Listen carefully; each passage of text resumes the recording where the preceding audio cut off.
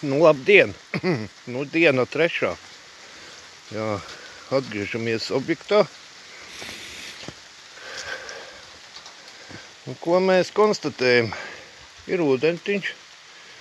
Tātad apakšā ir masiņa, jau tāda nostājusies, plūstošās smilts formātā, kurā jau stieg kājiņas. Jā, parastā problēma visiem akumeistariem, gan arī privātajiem, kas rok. Labi var redzēt dzelzīšus, kā viņi tur ir sastiprināti, jā, kuri mums beidzās. Nu, šodien mēs sāksim nostiprināt kārbu. Precīzi, jā. Un tātad sagatavots ir grods jau pievilkšanai. Nu, un esam atraduši šādus tādus labumus, jā, līdzi. Bijām nomas punktā, tad kas mums ir nepieciešams. Šajā gadījumā mums būs 50 metri jānoiet ar 16 ampērīgiem trīsfāzīgajiem kabeļiem. Pats galvenais ir šis sūknis. Jā. Šis sūknis, jā. Vienīgais, kas tam der, smilšu piemaisījumu, Copco Atlas grupa, jā, kurš celtspēja ir līdz 20 metriem. Nu, un, protams, hondiņa. Ņemsim ūdeni no dīķa, jā, šļaukas klāt. Dzelži mums beidzās. Jā, tad mēs te kaut kādus atradām, dārs nebija tieši tādi, kā vajag, bet improvizēsim. Aukliņa, nagliņas. Nu, un pats galvenais visā tajā pasākumā ir, ja, teiksim, neizmanto šo elektrostaciju, ja, kas atkal tur diezgan darbietilpīgs process, tad mājās ir, kā bija šķērslis, jāiekārto šāda 16 ampērīga ligzdiņa, ja, lai, teiksim, viņā būtu 5 izvadi. Tas atbilst šim sūknim, ja, ar ko viņš atšķirās, viņam ir 2 nulles, ja. Līdz ar to drošāk ir strādāt akā. Jā, un tad var izmantot tā cilvēka elektrību, kur šī akā atrodas. Nu ko, darbs var sākties. Tagad mēs esam sakomplektējuši visu šito pasākumu. No Hondas ir no dīķa atvilkta šļauka, jā. Kas tad ir ar šļaukai galā iekārtot? Tātad ievietojam parasto 32-nieci, ja, lai sašaurinātu galu smidzināšanas formātā. Un izmantojam elektriķu savilcēju šitos te, ko savalk kabeļus, lai viņš tā nešļuktu nost un notinam ar izoliņu. Un gals smidzināmais ir gatavs. Nu, un tagad testēsim sūkni. Sūknis jātestē ar adapteri pirms darba, jo man pašam bija tāda situācija, kad es labi dabūju strāvu. Jā, tad kā tas notiek, slēdz iekšā. Paga vēl neslēdz. Gals nav izritināts.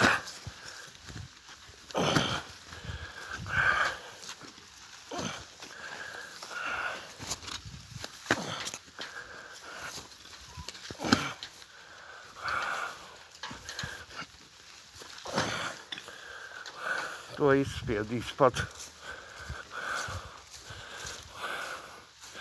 Nu tātad, kā tad tas gals tika izritināts, kā tā notiek testēšana. Tā, noslēdz iekšu.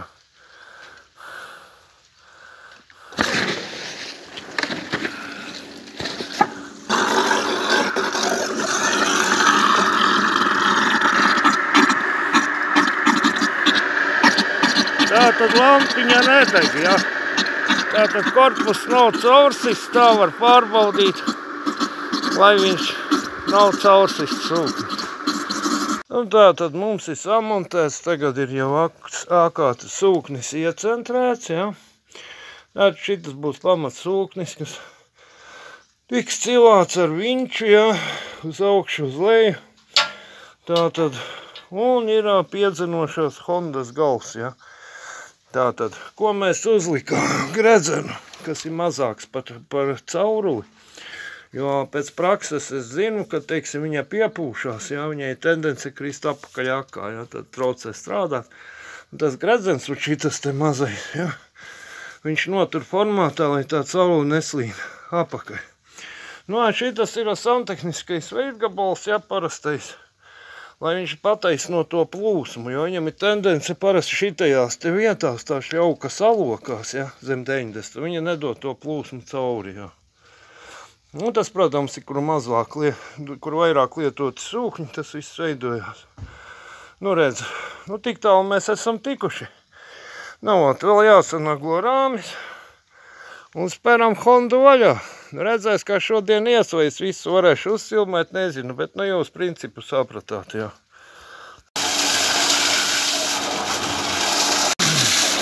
Nu, redz, te jau mēs 10 minūtes skalvojam, jā. Tad viss tiek laistīts pāpli, darīts tiek no augšas, pat ne iekšā, jo maza metrāža.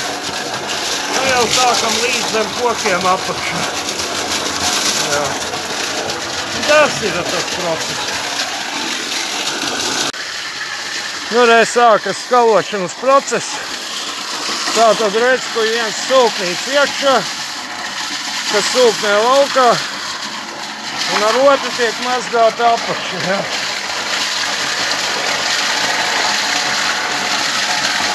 Mazgā pāpli, un grods pamazām pats sēstās iekšā ārpusē, ja. Mēs varam redzēt, bija trešreiz groda ārā, ja. Es speciāli izvēlējos sekoku variantu, lai varētu uzskatām parādīt, kā tas dabā notiek, jā. Un tā ir apgūti jau vairākās vietās līdz 12 metri, ja. Vienkārši parādīt, kas jums otrā galā te kārā.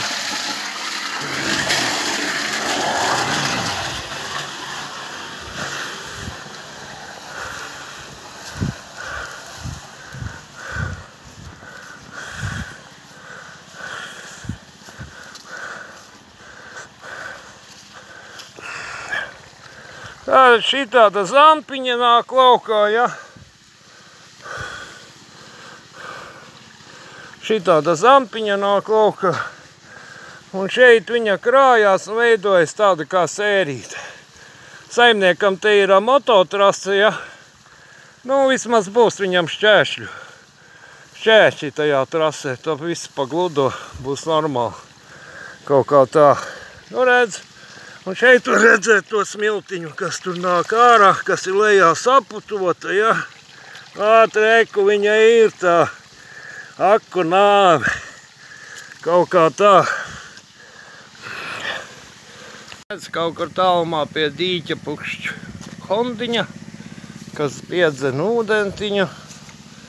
Un sākas turpinājums jau sākotnējam procesam. Tagad jau darbs notiek akā.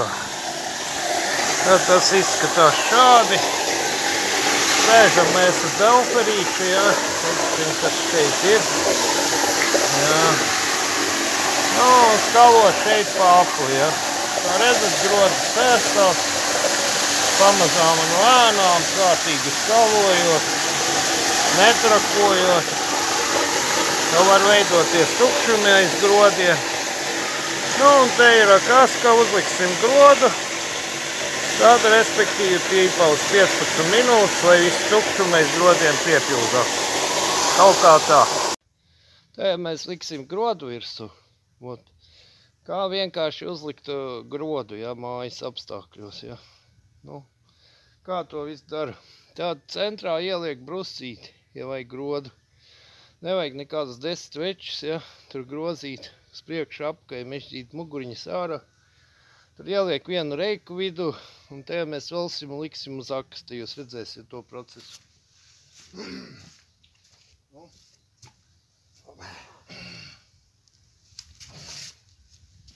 Tā.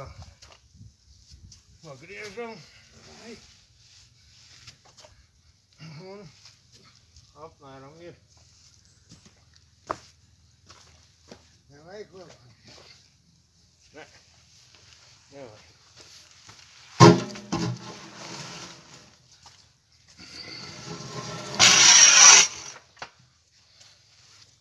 Nu, re. Un tagad mēs apjožam bliņķiņu. Tie, kas saka, ka tās ir šausmas. Ja kāda šausmas tur nav. Ja grodam malas nelūst, kā viens vecs meistars teica. Ja grodam malas nelūst, tad viņš ir ļoti labs grods. Nu, šitie no plāča gadu nostāvējuši. Nu, uzskatu, ka ļoti labi kvalitāte. Ja šis grods ir nostāvējis, nu, palaid vaļā.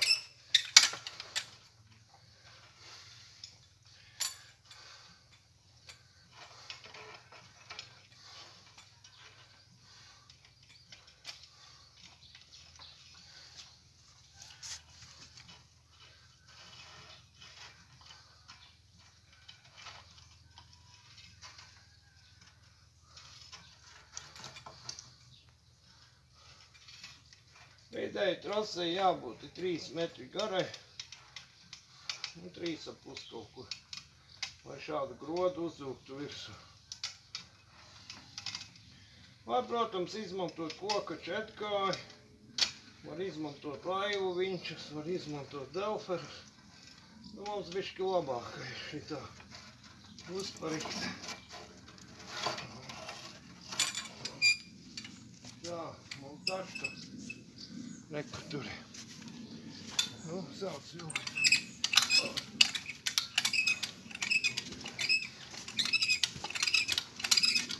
Tātad iekšas malā izmantojam šitādu te lietiņu, ja. Kas kāja nogriezt otru pusi.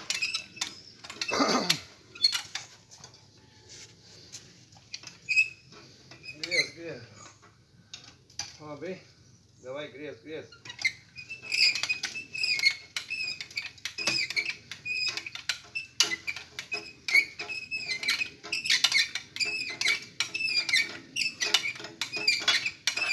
Pagaidi.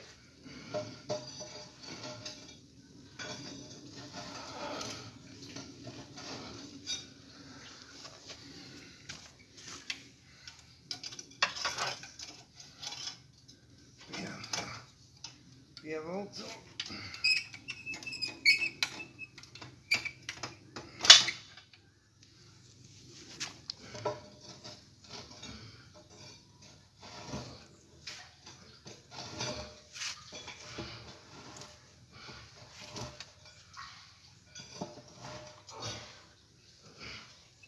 Pievelcam.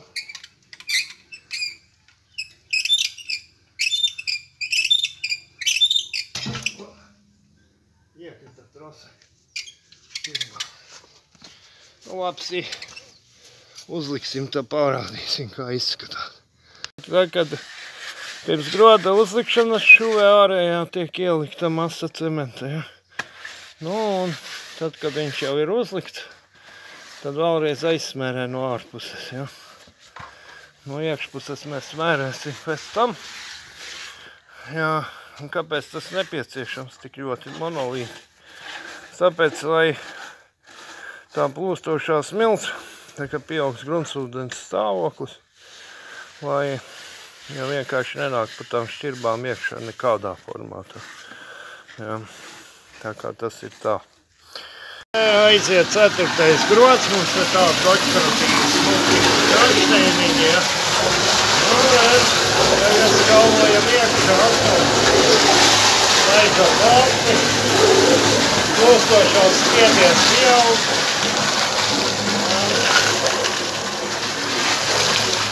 Grods pamazām sēstās. Tālūk. Viss notiek tālāk. Nu, 4. Jā, esam abi gados, šodien drusku tā kā izvārīti. Jā, nu redz, atbraucā, iekārtiņu jau novācā, grīdiņu salikā, Bija 1,10 m pirmais līmenis. Jā. Klāt plūda ideāli, atpumpējām lielu vasūkni. Tagad ar mazo mēģinājām, tas strādā visu laiku. Tādēļ es uzskatu 600 litri stundā. Pilnīgi pietiekoši sausākajā laikā izraktajā akā, pie zemākās malas. Un dziļāk viņu nevar laist, jā. Tad vienā pusē parādījās malas.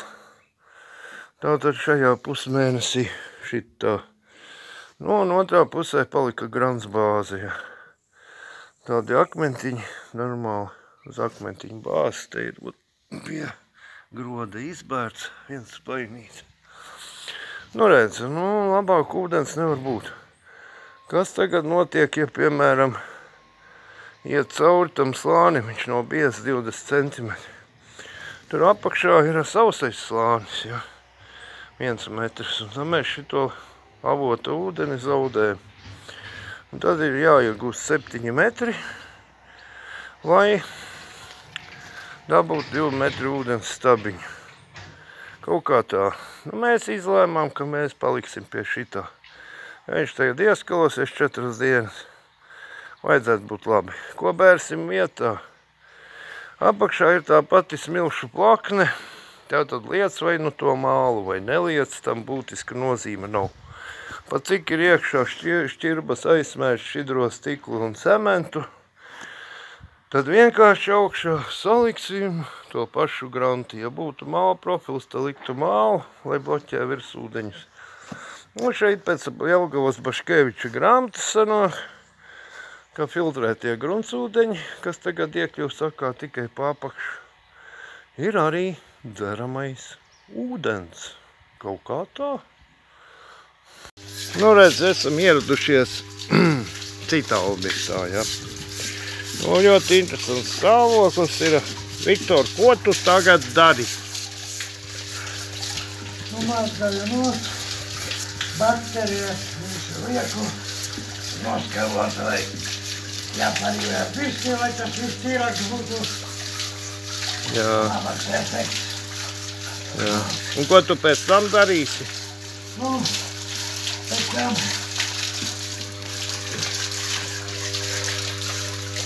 Pēc tam ko darīsi? pēc tam lejā. Šuves arī jātaisa, ne? Ko lūdzu? Šuves arī jātaisa. Šuves. Jā. Šuves taisīt. Šuves noteikti jātaisa ķierbus ar cementu.